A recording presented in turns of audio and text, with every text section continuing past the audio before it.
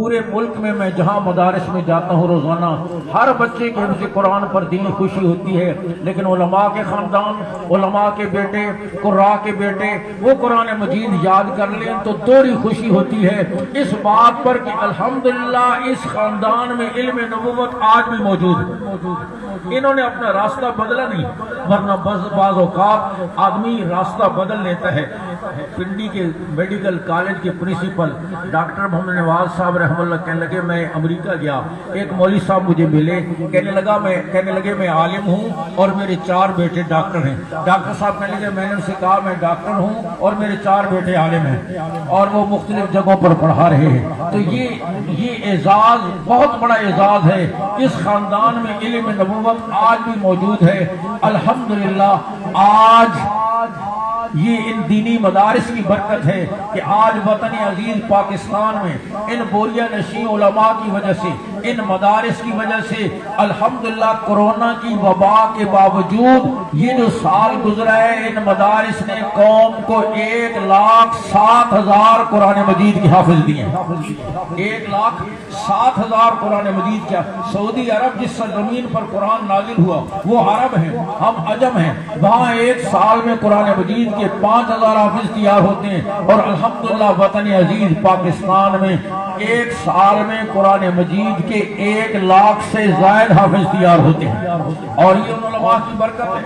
اور میں کہا کرتا ہوں جو کام آپ نے علماء کی سپرد کیا اس میں کوئی لوڈ شیڈنگ، اس میں کوئی پریشانی نہیں ہے۔ قوم نے ہمارے ذمہ گلیاں پکی کرنا، پل بنانا، سڑکیں بنانا اور مہنگائی کنٹرول کرنا، کرنسی کی ویلیو ٹھیک کرنا، ایکسپورٹ امپورٹ کنٹرول کرنا، یہ کام ہمارے سپرد نہیں کیا۔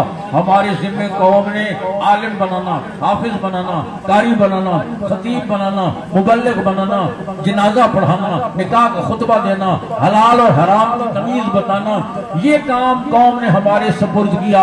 آپ حضرات بتائیں دل پر ہاتھ رکھ کے کہ علماء یہ قوم کی ضرورت پوری کر رہے ہیں یا نہیں؟ اس میں کوئی لوڈ شیڈنگ اور کوئی پریشانی نہیں ہے۔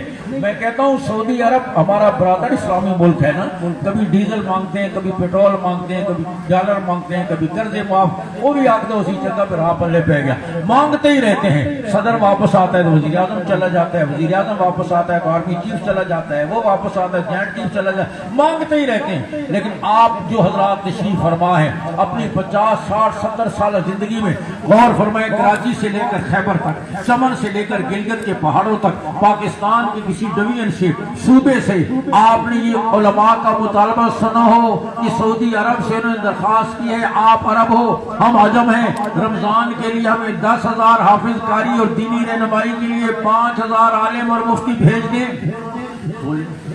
کبھی ہم نے اپنے شعبے میں سعودی عرب سے مانگا ہے؟ کوئی اپیل کی ہے؟ آج تک کوئی نہیں کہہ سکتا۔